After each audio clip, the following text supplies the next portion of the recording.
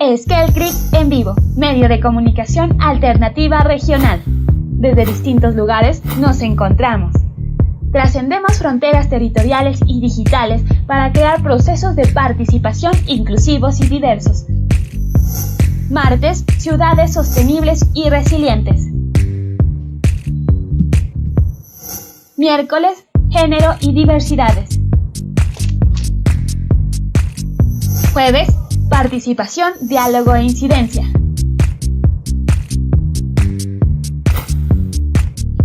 Esquel, 30 años de acción colectiva. Muy buenas tardes, amigos, amigas que nos acompañan a este espacio para hablar sobre la vida, sus dimensiones y en general sobre el entorno que ahora vivimos en nuestra existencia y tenemos en nuestras familias, nuestros seres queridos que están alrededor, lo que nos convoca a pensarnos, a repensarnos, a replantearnos muchas formas, hábitos, maneras de lo que hacemos como seres individuales, pero también lo que hacemos en esta interrelación como comunidades, sociedades al que nos pertenecemos. Y en esta ocasión, lo que hacemos uno con nuestros niños, niñas, cómo está ese tratamiento con ellos y ellas al interior de nuestras familias, al interior de nuestros hogares. Para ello tenemos unas dos invitadas especiales que nos acompañarán en este panel. Ellas son Sibel Martínez Reynoso. Ella es doctora en jurisprudencia, licenciada en ciencias sociales, directora del Grupo Rescate Ecuador, vicepresidenta del Consejo de Protección de Derechos de Quito, consejera nacional defensorial de la niñez y adolescencia, miembro del Consejo Consultivo de la Niñez y la Adolescencia del Distrito Metropolitano de Quito. Bienvenida, Sibel, muchísimas gracias por estar con nosotros. También vamos a tener y tenemos ya la presencia de Verónica Zambrano. Ella es magíster en Desarrollo Cognitivo de la Universidad Diego Portales de Santiago de Chile, experta en Derechos de la Niñez e Incidencia en Políticas Públicas, y actualmente ella es directora país de Plan Internacional Honduras. Así que les damos la bienvenida. Muchísimas gracias por estar aquí en este panel. Como saben, también este evento lo vamos a retransmitir vía Instagram, vía Twitter, vía Facebook. En las redes sociales ustedes pueden encontrar en Fundación Esquel. También estamos compartiendo esta transmisión con las colegas de Honduras en Plan Internacional. Así que les invitamos a ser parte de este proceso, a conversar con nuestras ponentes, para lo cual tenemos también a la Dolores Padilla, que nos acompaña para conducir este diálogo. Así que muchísimas gracias y Loli, le doy la palabra.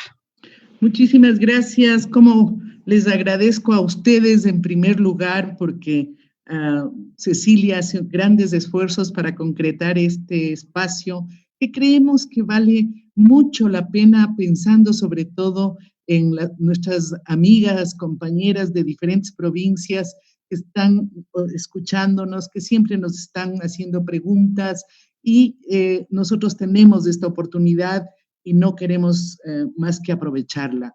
Hemos invitado esta tarde a dos profesionales magníficas que tienen un trabajo, una trayectoria de años dedicados al tema de la infancia en este país, de los niños en este país, y siguen en esa tarea militante de proteger derechos a los niños ecuatorianos.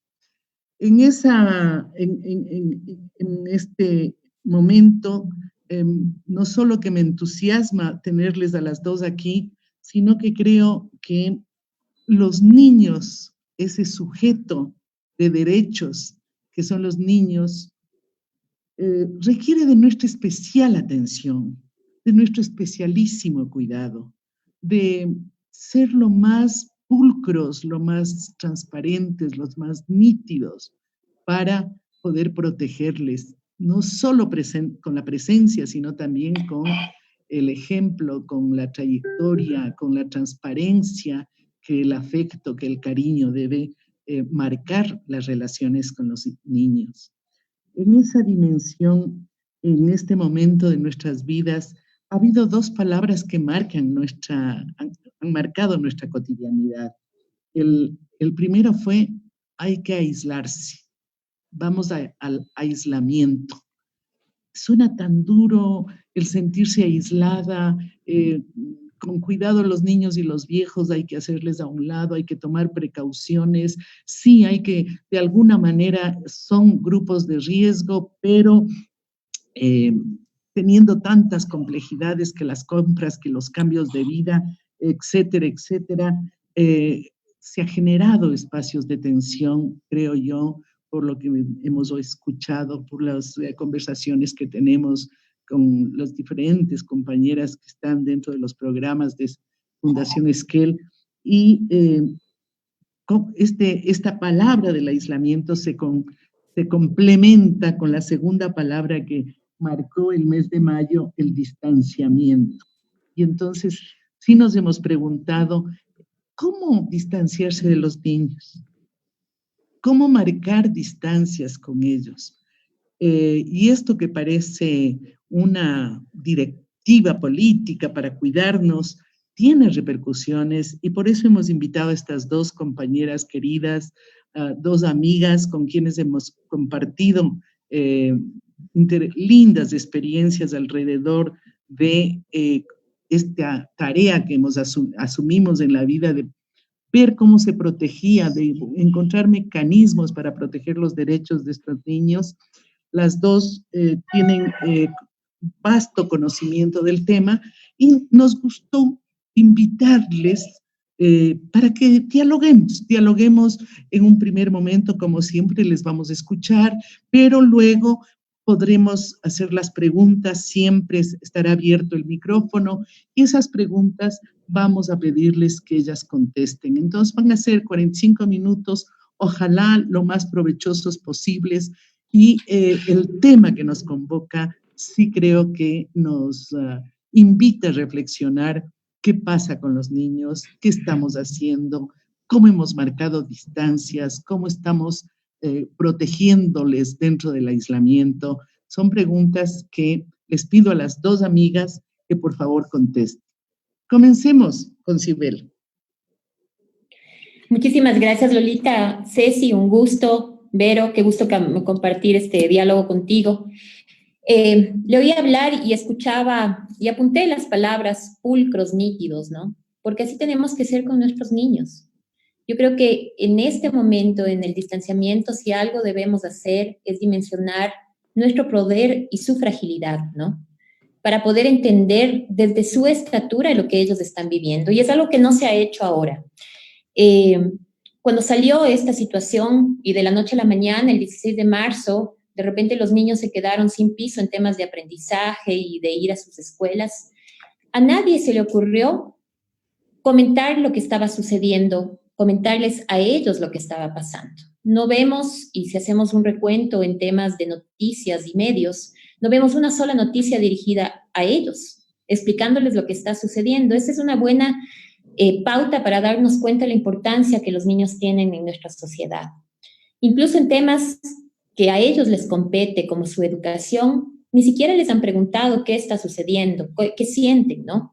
Por ejemplo, en una campaña en México, muchos niños se hicieron escuchar respecto a las notas que van a recibir, entendiendo que no tienen igual que nosotros mucha conexión a Internet y les parece injusto que les califiquen, ¿no es cierto?, con una nota, un número, cuando hay todas estas situaciones. Pero aquí no les hemos escuchado. ¿Qué me preocupa y qué nos preocupa de verdad en esta situación? Es el incremento de la violencia. Yo creo que la pregunta que tenemos que hacernos en general es ¿qué recuerdos queremos que los niños tengan de esta situación, de esta crisis? Seguramente si es que nos hacemos esa pregunta no serán golpes, tristeza, dolor, miedo, inseguridad, ¿no? Y depende mucho de nosotros los adultos saber qué podemos hacer al respecto.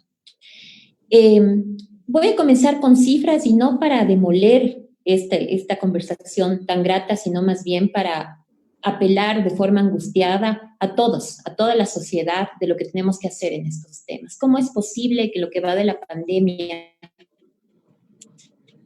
no tengamos registros oficiales o datos oficiales, pero sepamos que 884 niños han sido contagiados de COVID, pero no tenemos un dato desagregado por sexo, edad, ni en dónde se encuentran? ni si es que han fallecido en estas condiciones.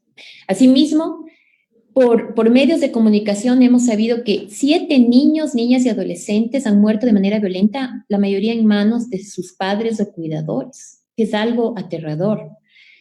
Tan aterrador también es que 10 de ellos se han suicidado. ¿Qué motiva a un niño a suicidarse? A los 9 años a colgarse de una viga, porque eso es lo que ha ocurrido.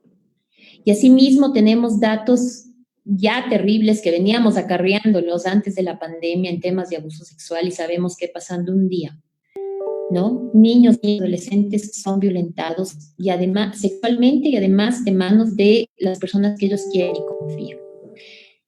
De igual manera se ha disparado el intercambio de material pedófilo y de pornografía infantil. Es algo que tiene que alarmarnos porque los chicos están pasando muchísimo tiempo en Internet, ¿no?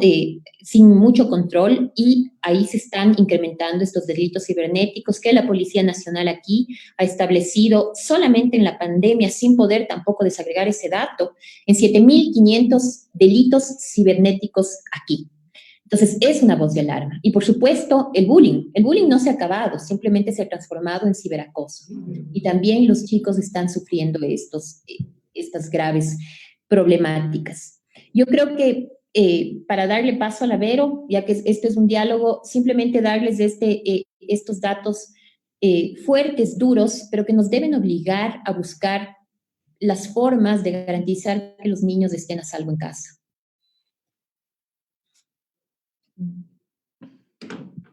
Gracias, Sibel. Le perdimos a la Loli. Te escuchamos. La Lolita no está. Loli, está su micrófono apagado. Ya. Yo quisiera preguntarte, ¿cómo ves en términos generales esta situación, ahora que tienes la posibilidad de comparar lo que pasa en Honduras y lo que nos está pasando? ¿Es un caso solo de los ecuatorianos, de los niños, entre comillas, de los niños en circunstancias difíciles, o se replica a nivel regional este hecho que nos comenta dolorosamente Sibel? Gracias, Loli. Escuchando a Sibel y a los datos que ella nos da, desde esa pregunta que haces, cómo se ve la comparación entre los países, entre lo que pasa en Honduras, entre lo que pasa en Centroamérica, y tú ves que es tan parecido, tan dolorosamente parecido. Y entonces ahí tú te pones a pensar y dices cuáles son las concepciones que la sociedad tiene sobre los niños, que tiene sobre las niñas, y estas normas culturales, de estos patrones y estos estereotipos de ver a los niños como menos. Y entonces, este momento, tú puedes ver en las respuestas de los países, hay muchísimas respuestas en muchos temas, pero los niños no son la prioridad en la agenda pública. Y cuando pensamos en estas palabras tuyas, nosotros, estos dos conceptos terribles que nos tocó con esta pandemia tan inesperada, incierta, difícil, cruel por este contagio tan brutal, que lo que hace es que los seres humanos hayamos tenido en el mundo aislarnos, distanciarnos, y claro, eso va contra toda la naturaleza humana, ¿no? Porque los seres humanos somos profundamente sociales y aprendemos con el otro, nos hacemos con el otro, nos construimos con el otro. Y qué duro es este cambio brutal de pronto tener que encerrarte y no poder ver más. Y ahí yo les invito a pensar esta tarde lo que pasa con los niños y lo que pasa con las niñas en particular. Perdona que te interrumpa, pero recuerdo clarísimamente que tú venías trabajando ya en plan internacional aquí en el Ecuador en una campaña especial dedicada a las niñas. ¿Será que nos puedes comentar por qué hay un espacio especial para las niñas o por las niñas? Sí, gracias, Loli. Efectivamente, sí, Plan Internacional en el mundo trabaja con un propósito que es muy lindo, que me encanta, que dice: trabajamos para lograr un mundo justo que promueve los derechos de la niñez y en particular los derechos de la niña.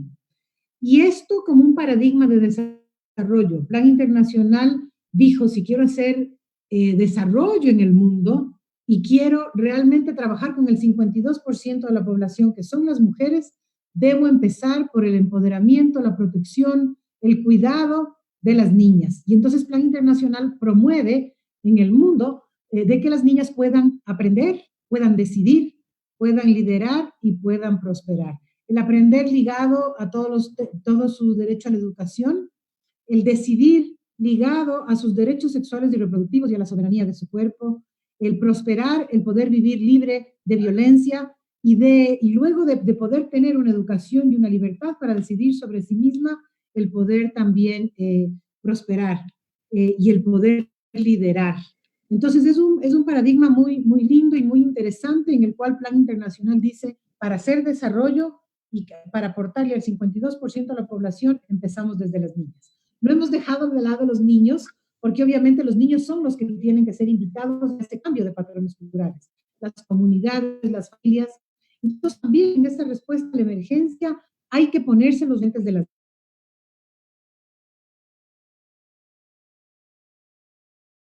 emergencia y vemos que efectivamente en Honduras tenemos datos muy dolorosos y muy fuertes, por ejemplo, sobre el embarazo adolescente. Cada 3 horas da a luz una niña en Honduras, que digamos es una niña joven, adolescente, menor de 18 años, y en la mayoría de los casos ha sido víctima de abuso sexual. Esos números están también, digamos, en el Ecuador, quizá no tan grandes, pero están también, pero hay que recordar que en la emergencia esos números pueden llegar incluso a multiplicarse, a duplicarse. El tema del matrimonio infantil, del matrimonio forzado, estas familias que no tienen fondos, que no tienen plata, que no tienen medios, ¿no es cierto? Cuando estamos pensando en Latinoamérica, el 70% de la población viviendo de la economía no formal. El dato que tú no puedes salir, tienes que aislarte y no puedes salir a vender, a cuidar autos, a limpiar autos, a vender tus bienes, a cortar el pelo en la peluquería, a hacer las uñas de la gente, a dar servicios, tu familia se queda realmente muy complicada desde la parte económica y esa pobreza latente, fuerte y dolorosa, que en Honduras es del 70%, obviamente se ve absolutamente agravada. Entonces, la primera respuesta siempre es, bueno, tenemos que dar alimentos, tenemos que dar kits de higiene, porque es una pandemia que está relacionada con la salud. Pero pensemos que ese aislarse, que ese tener que encerrarse, está directamente relacionado también a que se exacerben esos patrones culturales de violencia, a que la niña pase a que se exprese esa desvalorización social que hay de las niñas, y entonces la niña está para reproducir los roles de su madre, servir, limpiar, dar de comer, arreglar, y negarle toda esa posibilidad de vivir en equidad.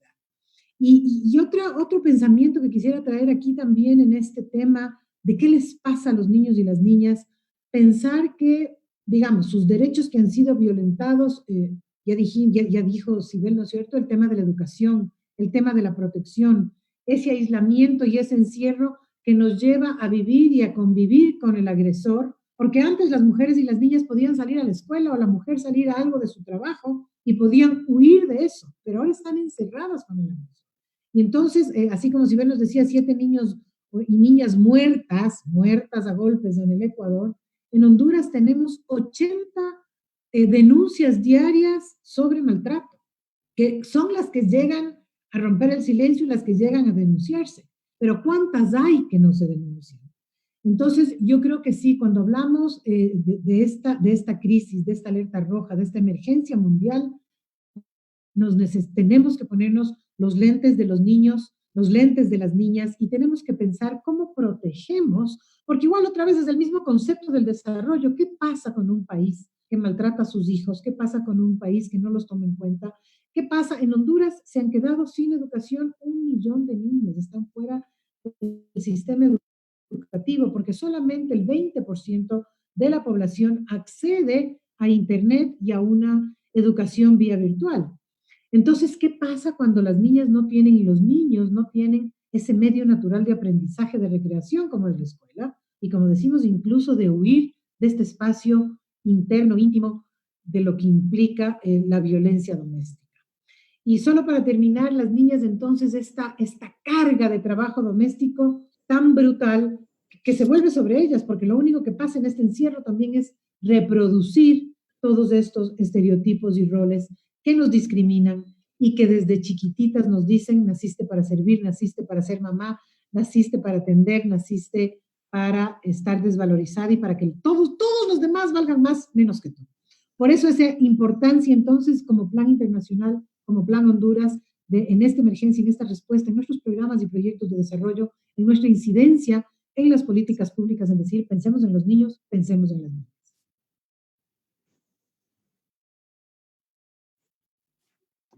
Loli está con el micrófono apagado.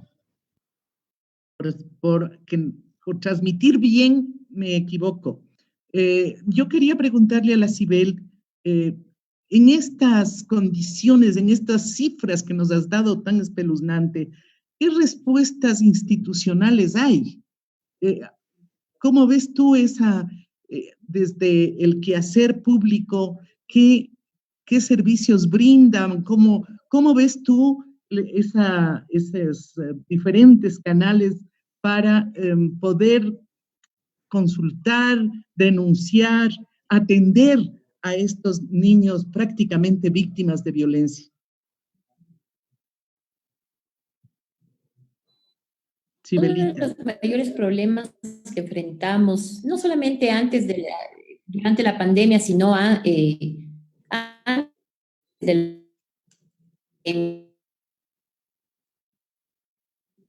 Me perdimos. Algo pasó. Sibel. ¿Sí me escuchan? No, ahorita sí. Ahora sí, ya volviste. Te perdimos un ratito. Sigue congelada ahí. Se nos frizó. Que me parece que uno de los graves problemas que enfrentamos antes de la pandemia y durante la pandemia, y que se puede mostrar con claridad en este momento, es efectivamente que todas las decisiones que se toman a nivel legislativo, político, no toman en cuenta el impacto que las mismas tienen en los derechos de los niños, niñas y adolescentes. Y es así cuando se toma la decisión de que nos confinemos, una decisión política, por supuesto, necesaria, no nos detenemos a ver, y diría yo, es un mal en general, desde una perspectiva humanitaria, ¿no? Y obviamente también recae estas decisiones en el interés superior del niño. Vemos que los niños están confinados, ¿no? Que se encuentran hoy por hoy en esta situación, pero no valoramos lo que bien decía Vero sobre si tienen o no conexión a Internet, por ejemplo. Uno de los casos desgarradores que yo les comentaba respecto al suicidio, en la nota, es un niño de la Amazonía que su madre refiere que uno de los problemas que le apesadumbraban y era realmente grave para él es no poder subir las tareas que le mandaban. Y esa era una complicación para él. O sea, imagínense, ¿no? Y por eso yo comencé diciendo que es importante tener esta visión de los niños, ponernos en su estatura, lo que tal vez para nosotros es intrascendente, para ellos tiene mucho valor. Entender que de la noche a la mañana se quedaron sin amigos. Veía yo en un mensaje en Twitter que a un periodista en particular le cayeron todo el mundo porque él decía qué pena que mi hija tenía las ganas de graduarse y ahora eso está postergado. Y claro, la gente decía, pero esto no es importante, estamos en confinamiento. Bueno, no es importante para nosotros los adultos quizá, pero para un adolescente es cumplir una meta y es cumplir un sueño y hay que respetar. Digo esto porque las decisiones que se han tomado no están enmarcadas en este interés superior del niño. Entonces tenemos un protocolo que se dictó a través de la Secretaría de Derechos Humanos que habla de violencia intrafamiliar, pero cuando lo analizamos no trata o no va a fondo respecto al tema de los niños, niñas y adolescentes. Con un ejemplo tan claro como de estas niñas que han muerto a golpes, 3 son niñas muy pequeñitas de 1, 3 y 4 años. ¿Cómo pueden las niñas pedir auxilio? ¿Cómo pueden siquiera acceder a un número telefónico para llamar, ¿no? Sea al 1-800, opción 4 o al ECU 911. Creo que entonces hemos puesto en su estatura para entender que esa no es la forma de auxiliarles, que hay otras maneras en que deben efectivamente o debemos protegerlos. Entre ellos, por supuesto, decía yo, qué importante es el trabajo ahora de los profesores, en donde con una lista de chequeo muy rápida, pidiendo a todos los niños a quienes dan clases, vean a la cámara, ¿no es cierto?, y hacerles preguntas de lo que está sucediendo, de cómo se sienten, verles su cara, verles si es que están bañados, si se les nota que han dormido, son cosas que pueden dar voz de alarma, porque todos tenemos que implicarnos en esta situación. Es que la violencia parecería ser que ha vuelto a ser privada porque estamos confinados, y para nada, sigue siendo una situación, ¿no es cierto?, que debe ser denunciada por todos y cada uno de nosotros. Y como que estamos viendo a la distancia lo que pasa con los niños. Entonces, no hay una respuesta, no encuentro yo, y no porque queramos ser críticos, sino porque hemos demostrado con pocos ejemplos que no se está mirando esta situación desde la visión de los niños. Entonces, yo no encuentro hasta este momento algo tangible que faculte una protección verdadera y sobre todo una prevención, porque es que nada sacamos atendiendo casos de violencia, ¿no? En contra de mujeres y también en contra de niños. Y entonces nos falta esos detalles, Lolita. Este protocolo debe ser mejorado. Yo particularmente pienso que debe existir uno exclusivo de niños y tiene que estar interrelacionado, ¿no?, interinstitucionalmente, en donde el Ministerio de Trabajo tiene mucho que ver. Se me ocurre que cuando se entregan los kits de alimentos, ¿no?, a través del MIES, por poner un ejemplo, qué importante sería que guarden la distancia, pero que se pida a las familias que salgan y puedan hacer una inspección ocular de en qué situación se encuentran los niños y poder llenar una lista de chequeo a efectos de tener también este detalle. Nada de esto se ha implementado. Y solamente nos hemos manejado a través de la línea 1-800 o el ECO 911. Eso no funciona para los niños. Y pese a que nos han dicho que hay 256 llamadas diarias de pedidos de auxilio, se ha pedido formalmente a esta institución nos dé un detalle de cuántos de esas llamadas han sido hechos por niños y además cuántas de esas llamadas han sido en pedido de auxilio para ellos, no para sus madres. No tenemos ese detalle, que nos permitiría saber con claridad si esa forma de auxilio sirve o no en ellos. Entonces, no estamos viendo tampoco integralmente esta situación. Y entonces tenemos casos tan terribles también como los niños en casas de acogida que dejaron de estudiar desde el día 16 de marzo porque no tienen medios telemáticos para poder hacerlo. Tenemos casos también muy graves sobre movilidad humana también. Toda esta visión, digamos, integral, que debería ser como una posición o una política ya nacional y local, la vemos como que no está haciendo esta unión con el enfoque humanitario.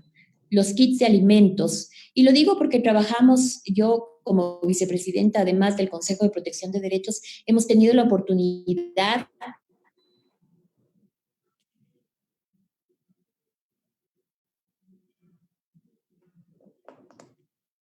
alimentos, por supuesto, en donde refieren que efectivamente los alimentos no cumplen valores nutricionales. Entonces, entregar a una familia una gaseosa, cuando aquí la desnutrición es supremamente grave en los niños, es también no tener esta visión integral. Es quizá hablar de caridad y no de solidaridad, que es distinta. Entonces, los niños no están teniendo acceso a vacunas, ni tampoco controles de niños sanos, ni las mujeres embarazadas están teniendo controles. Los niños con discapacidad no tienen una estrategia de educación online, también es una preocupación. Y entonces vamos sumando una serie de preocupaciones que efectivamente en los niños son la noche y el día para ellos, ¿no? Y seguimos teniendo estas visiones lastimosamente limitadas, míopes respecto a su protección. Gracias. Interesantísimas las constataciones dolorosas que nos hacen. Verónica, para cerrar esta conversación primera, ¿cómo afecta a los niños ya desde desde su desarrollo emocional, cognitivo, el estar encerrados, el tener esta idea del encierro, de que se rompieron las conexiones con, con quienes se relacionaban y de pronto están encerrados, como el verbo dice. Entonces, desde la propuesta pedagógica, ¿qué es lo que nos pudieras advertir? Porque Sibel nos ha advertido en lo público, ¿no? En el aparataje institucional, vean qué está pasando. Pero ya en la vida privada, personal de los chiquitos, ¿qué nos podrías decir? Sí, Loli, efectivamente, como plan internacional, ese es un tema, siendo niños y niñas nuestra población más importante y nuestra población objetivo. A nivel del mundo se han hecho muchas investigaciones, estudios, materiales que se han desarrollado justamente para poder decirles a los papás lo que decía Sibel: escúchenles, pónganse en su mismo nivel, en una relación absolutamente horizontal. Preguntémosles: ¿cómo te sientes? ¿Qué te pasa? ¿Qué angustias tienes? ¿Estás triste? ¿Te preocupas? Entonces, desde cómo están tus sentimientos, bueno, ¿qué implica el COVID? ¿Por qué vino y llegó y le podemos hacer a través de cuentos, de historias? ¿Qué pasó con ¿Qué implica este virus? ¿Qué pasa cuando entra en nuestro cuerpo? Y desde ahí enseñarles cómo nos lavamos las manos, cómo guardamos la distancia, cómo nos tapamos la boca cuando estamos hablando con otro, cuando tosemos, cómo podemos protegernos. Viene todo este proceso de enseñanza. Yo le mandé a Ceci Lincango y me encantaría que pueda compartir en sus redes un manual pequeñito en el cual una psicóloga de Plan, un grupo de Plan Australia nos hace esta propuesta de poder escuchar a los niños, de poder hablar con ellos, de poder hacer de esta crisis también un espacio de aprendizaje, ¿no es cierto? Muchos papás en la clase media se angustian y dicen: uy, el currículum de mis hijos o no, se van a atrasar. Bueno, pues tómese el tiempo más bien para que usted, como papá, como mamá, se transforme en ese mediador de aprendizaje de sus hijos y de sus hijas. Qué lindo poder decir: bueno, cero currículum, vamos a aprender la matemática contando el maíz, vamos a aprender a cocinar y la planificación a través de poder seguir una receta y el 1, 2, 3 y el pensamiento hipotético. ¿Y qué pasa si le ponemos demasiada sal? Cómo los papás, que también muchas veces cómodamente entregamos a la escuela la educación de los hijos, ahora somos nosotros los profes. En Plan Honduras tenemos uno de los programas más potentes que tiene Plan Honduras, es uno de bibliotecas comunitarias, en donde las niñas se han empoderado absolutamente de la lectura, y veíamos el otro día cómo estas niñas también se pueden convertir en mediadoras de las más chiquititas y leerles cuentos. Entonces los hermanos mayores leer cuentos a las más chiquitas, el poder utilizar la magia del libro, ¿no? Que muchas veces está ligada a la exigencia de leer sobre una clase que no tiene ningún sentido ni ningún significado, pero busquemos cómo ahora en esta crisis los padres de familia podemos volvernos en educadores. No nos angustiemos tanto del currículum y de cuánto se atrasen, y busquemos cada oportunidad para poder hacer un espacio de aprendizaje. En Plan Honduras hemos desarrollado una campaña muy linda que se llama, la primera fue Quédate en casa, y la segunda fue Quédate en casa sin violencia. Entonces, esto que decía Sibel, y claro, quizá nosotros, como hacemos una intervención directa, llegamos a las familias con los alimentos y hemos hecho justamente lo que tú decías, el checklist, pero también conversar cómo están, cómo se están distribuyendo las tareas domésticas. Ya hablábamos cómo el trabajo doméstico está siempre cargado a las niñas y a las mujeres. Entonces es bonito cómo llegas a tener esas reflexiones, y claro, ahí tenemos las fotos, ¿no es cierto? Guardando el distanciamiento social y guardando el metro, los 2 metros que tú tienes de distancia, puedes conversar con las familias. Es decir, aquí trajimos los kits de higiene, pero ¿qué pasa con esos kits de higiene? ¿Por qué necesitamos taparnos la boca, lavarnos las manos? Entonces, ¿cómo tornar también esta crisis en una oportunidad, en darles el espacio a que las niñas, pero ¿qué pasa con esos? Lideren esa posibilidad de enseñar al otro? Incluso muchas niñas veíamos videos buenísimos que enviaban duras, entonces de niñas leyendo a su mamá analfabeta, ¿no es cierto? Entonces sí, creo que es una oportunidad importantísima de poder decir, esta crisis es un momento también de reencontrarnos en familia, de repensar las relaciones, de repensar los roles, de repensar las tareas, de cómo estamos asignadas y cómo podemos cambiar y darle la vuelta y lograr un espacio desde un cuento, desde un libro, porque quizá no hay el acceso al internet, como decíamos, pero un cuento siempre hay en una casa o con los materiales que tenemos en el campo, poder decir cómo en esta familia nos comprometemos a ser también los mediadores de aprendizajes de nuestros hijos. No quisiera dejar de pensar en esas poblaciones vulnerables, en las más difíciles, ¿no es cierto? Que son, por ejemplo, que también Sibel mencionaba, en Honduras tenemos mucho retorno de niñas migrantes, ¿no es cierto? Vienen desde México, desde Estados Unidos, desde Cuba, vuelven desde Haití, unos países que no nos imaginan, pero regresan. Fundamentalmente son México y Estados Unidos. ¿Y qué pasa con esos niños? Entonces también en las políticas públicas, a Sibel que está en esos ámbitos, ¿no es cierto? También la importancia de hacer incidencia y decir, hay estas poblaciones que son las más olvidadas.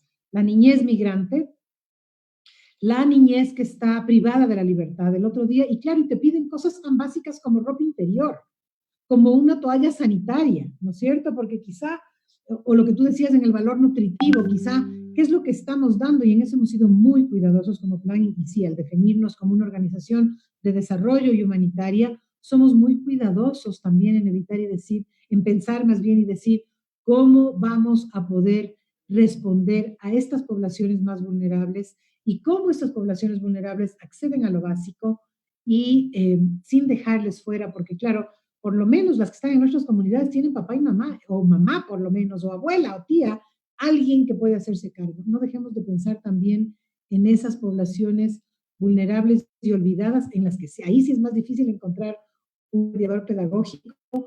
Claro, están en instituciones donde es mucho más complejo y complicada esa posibilidad de protección, de mensaje, de recreación, ¿no? Como derechos básicos para crecer y para aprender en esta época de aislamiento social tan duro.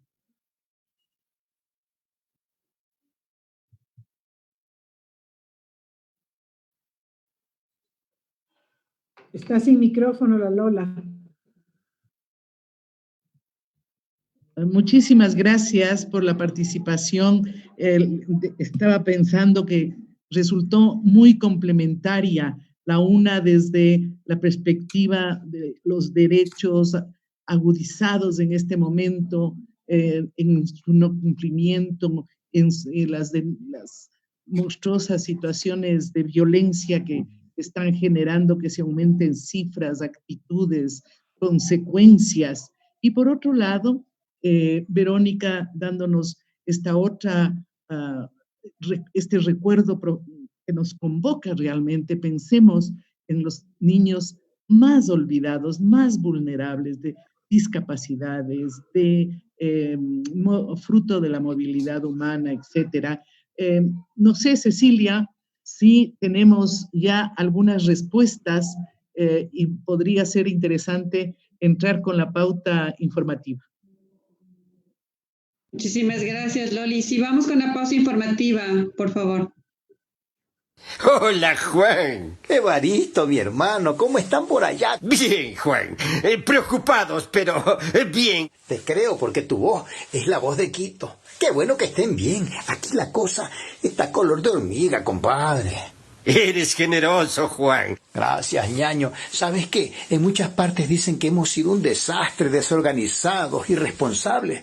Lo que pasa es que no saben lo que es frentear los problemas. Si vieras a los afectados, a los que han perdido a alguien, se te rompe el guacho, ñaño.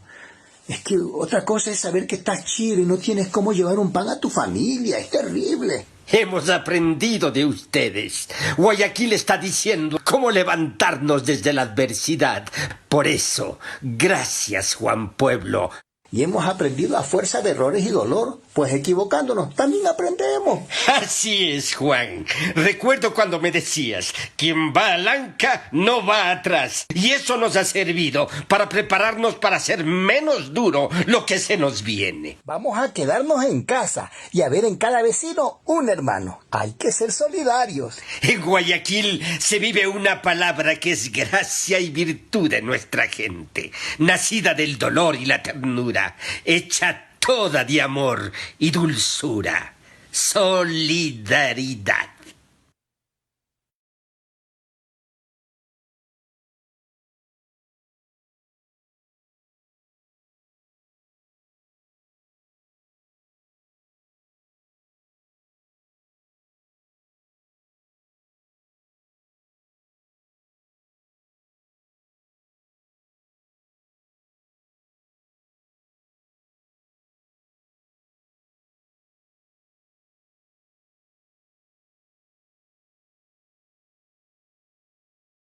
Es que tenemos varios saludos de varias partes del país, desde tenemos Bahía de Caracas, Lempira, entiendo que sería Honduras, desde también desde aquí de Quito, tenemos también nos dicen de Ada Puerto, desde Honduras, Elizabeth Alvarado desde Manta, Ecuador, Marlene Tejada desde Honduras también.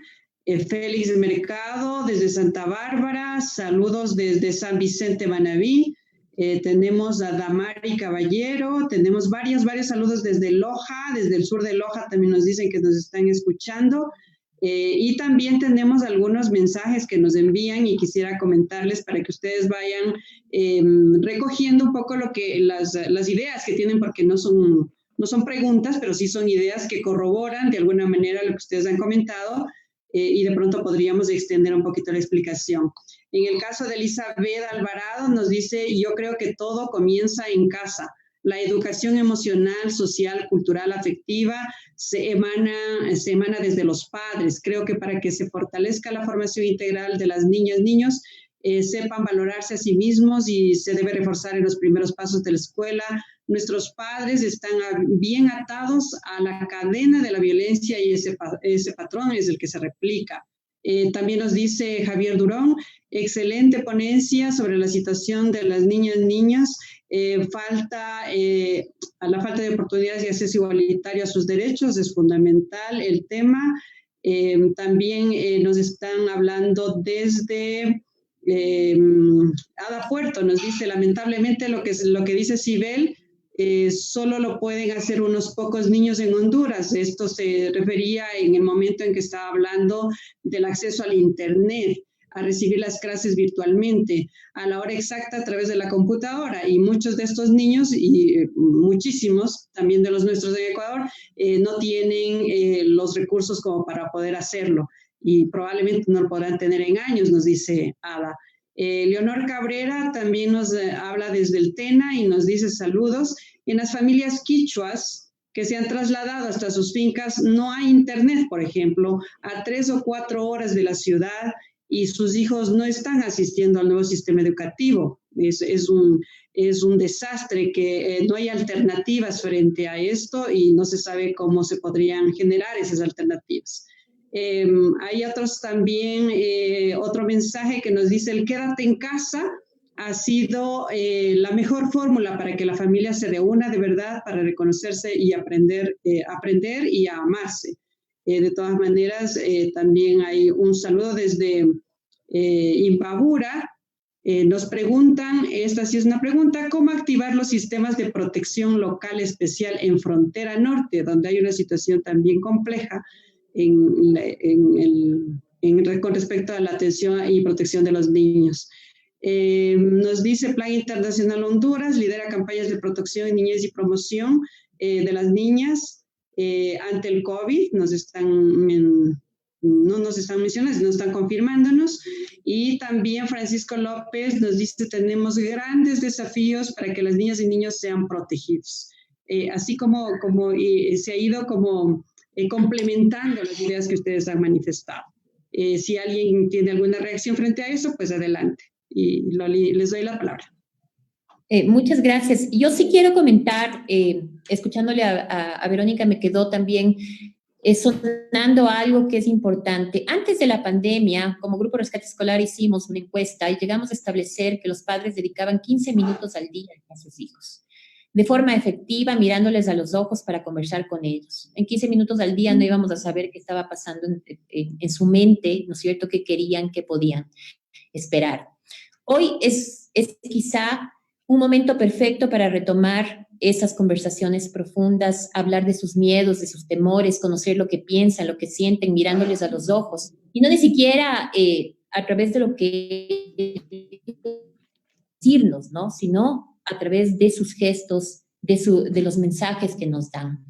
Y es importante entonces retomar. Yo pregunto, si en nuestra casa estamos conversando con nuestros hijos, estamos hablando de violencia, estamos hablando de convivencia armónica, estamos aprovechando para hablarles de sus derechos sexuales y reproductivos y tocando temas que seguramente damos por hecho que en la escuela lo estaban haciendo. Esa es quizá una primera reflexión, por lo que decían que es un momento interesante para retomar lo que realmente significa estar en casa y en familia. Pero también es importante que comencemos a pensar en la idea de convertir a la casa en espacios de protección y en donde nosotros, los adultos, tenemos todo que ver en este tema. Y por eso vuelvo a repetir, ¿qué recuerdo queremos dejarles a los niños, a nuestros hijos, de este confinamiento, de esta crisis? Esa debería ser como la pregunta que rodea, además, antes de que perdamos la cabeza, ¿no? Como que paremos un ratito, respiremos y pensemos qué es lo que queremos dejarles. Nosotros, conjunto, y hablo de rescate escolar con el Consejo de Protección, con estos datos tan fuertes que tenemos y este día a día, decidimos sacar una campaña que se llama Salvo en Casa. Y desde ayer la sacamos, hemos tenido bastante resonancia, y aunque parezca cruda, es algo necesario, porque de la violencia en contra de los niños no nos gusta hablar, ¿no? Como que se nos enchina la piel, pero es algo que pasa y que está pasando en este momento y que debe obligarnos a tomar medidas drásticas para evitar que niños tan pequeñitos, y todos los niños en general, pero digo, se me viene a la mente una niña de 1 año, ¿no? Muerta a golpes. ¿Qué puede llevar a una niña de 1 año que merezca la muerte? Entonces, frente a esa situación, llamarnos a la reflexión a todos nosotros y también pedirles, con la venia de ustedes, nosotros hemos visto la necesidad de preguntarles a los niños qué sienten y qué piensan. Y elaboramos una encuesta que está a nivel Latinoamérica ahora. Y yo quisiera que hagan el ejercicio, las personas que nos están escuchando, que puedan entrar a la página y contestar la encuesta. Son los niños los que contestan la encuesta. Pero si nos damos el tiempo de escucharles, van a notar ustedes lo que realmente sienten y quieren, y será un buen ejercicio para comenzar a conversar con ellos, ¿no? Eso es lo que quería decir. Gracias. Lolita está con el teléfono apagado, con el micrófono, perdón. Antes de darle la palabra a la Berito, quisiera que comentes, me hacen llegar me llaman la atención de que hay 2 o 3 preguntas que acaban de llegar que parecen importantes.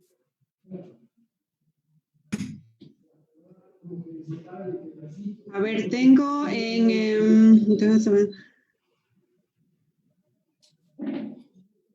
tenemos, lo que nos dicen es que tenemos grandes desafíos para las niñas, para la protección de niños y niñas.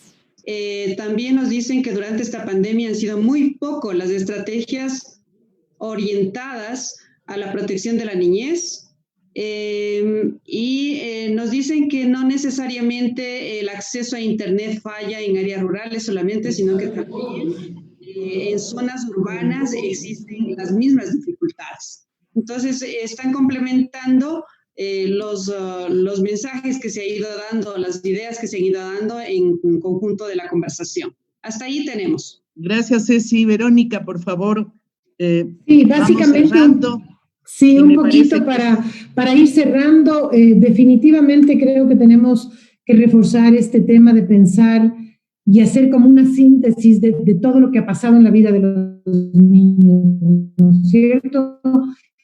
Y cuidar su salud, pensar cómo vamos a cuidar su salud. Una de las cosas y de los números que más me impactan cuando tenemos las reuniones con los países es que del número de niños y niñas del número de afectados en los países, hay un 25 o 30% que es de niños y niñas. Entonces, por favor, el tema de la salud, el tema de quedarse en casa, el tema de que se haga obsesivo el lavarse las manos, el taparse, el cuidarse y el mantener y el de cuidarse unos a otros, ¿no es cierto? Es importantísimo.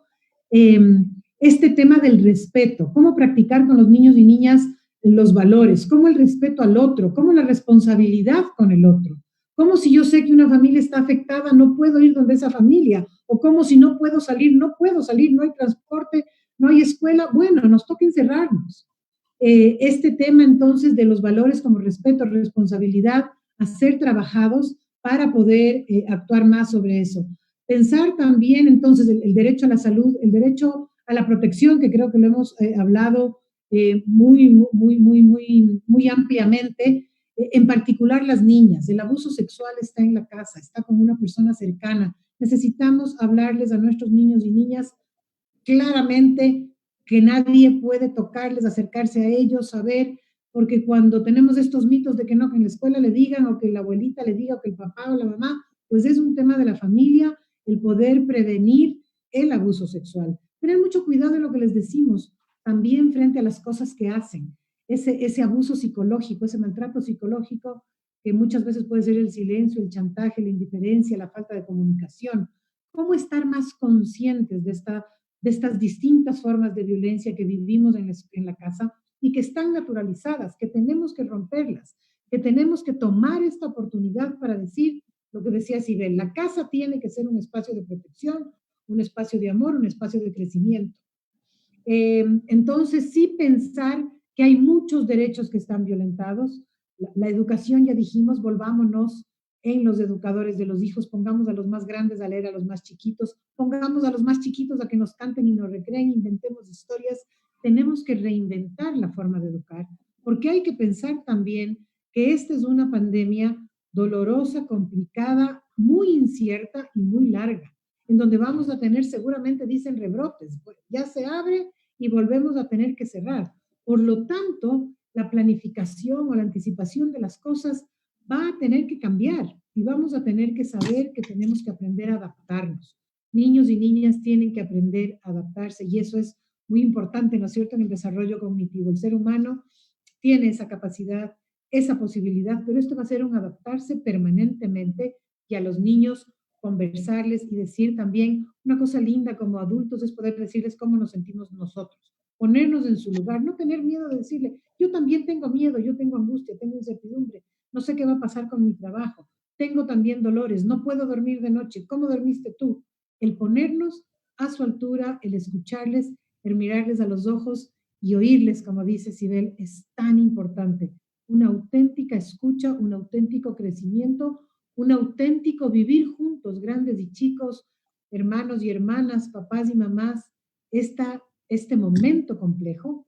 También, y por último, sería aprender a aceptar esas realidades y cómo esa realidad dura, tener una mirada optimista, ¿no? Esta posibilidad de, dentro de esta crisis, ver cómo salimos juntos, cómo crecemos como familia, cómo nos reinventamos y cómo aprendemos a readaptarnos, porque esto va para largo y va a ser muy incierto, y la incertidumbre causa angustia.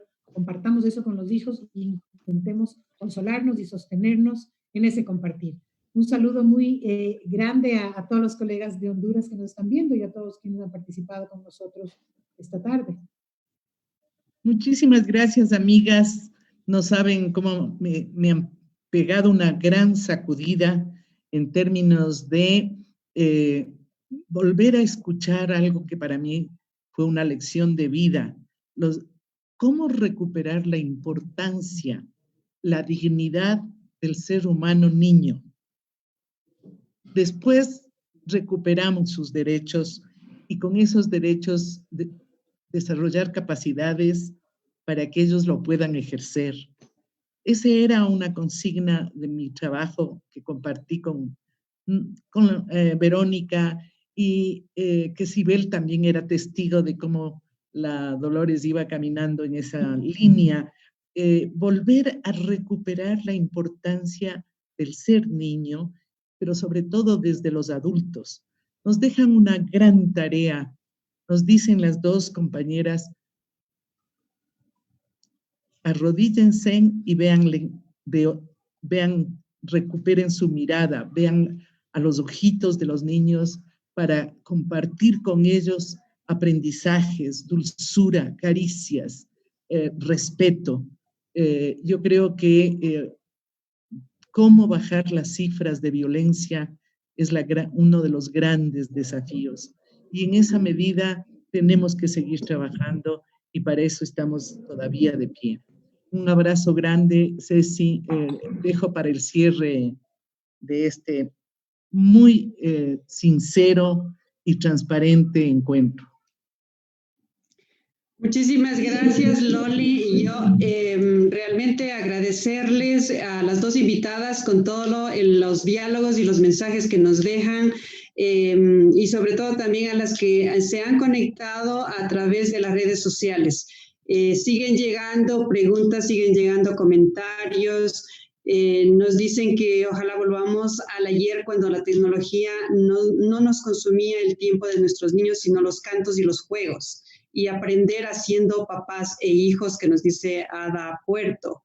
Y sí, también Marlon nos dice excelentes ponencias, muchos desafíos para lograr la protección de la niñez. Los mensajes principales yo creo que van alrededor de lo que mencionaba la Loli, ¿no es cierto? Y me parece que dejando énfasis en lo que las dos mencionaron de alguna manera, el convertir la casa en un espacio de protección, el que todos los niños tienen que ser atendidos. Y frente a estas estadísticas que nos da la CIBEL, que nos da también Verónica, de cómo están siendo los niños afectados en los temas de salud también, que no tenemos datos desagregados, el que practiquemos el respeto, el impulso de los valores, la responsabilidad, que los derechos de los niños sobre todo están siendo afectados. Hay un abuso que está en la casa, y que de estos hay que hablar abiertamente con los niños y niñas para que realmente ellos y todos empecemos a aprender y a cambiar una cultura, esta cultura que es de violencia, que nos mata como sociedad. Tener mucho cuidado con lo que se hace, se dice, nos decían las dos, como adultos a veces podemos afectar mucho en la casa. Esta frase me gustó mucho, hay que reinventar lo que hay que hacer, nos decían, ¿no es cierto? Y debemos ponernos en su lugar, a su altura, escucharlos, verlos, vivir juntos para aprender a aceptar esa realidad, para poder crecer juntos. Con eso nos quedamos. Yo quiero agradecerles, tenemos muchas interacciones, el tiempo se nos ha ido, y Loli, muchísimas gracias también, Sibel, muchísimas gracias, Verónica, y ojalá podamos tener otra oportunidad para poder seguir conversando sobre este tema tan importante que es para nosotros, para nuestra familia. No me quiero ir sin antes decirles que hicimos una pregunta en redes, si los niños y niñas les pusimos el mismo título que tenía la ponencia, se les protege realmente. Y el 100% de quienes participaron nos dijeron que no se les protege. O sea, estamos en una indefensión total. Sí, indefensión total. Así que con eso quiero agradecerles, muchísimas gracias a ustedes y nos vemos en una próxima oportunidad. Muy buenas tardes a todos. Gracias. Gracias, muchísimas gracias. Un abrazo grande. Sibel, muchas querida. Chao, mi amor. Cuídate. Esquelbrick en vivo, medio de comunicación alternativa regional. Desde distintos lugares nos encontramos. Trascendemos fronteras territoriales y digitales para crear procesos de participación inclusivos y diversos. Martes, ciudades sostenibles y resilientes. Miércoles, género y diversidades. Jueves, participación, diálogo e incidencia.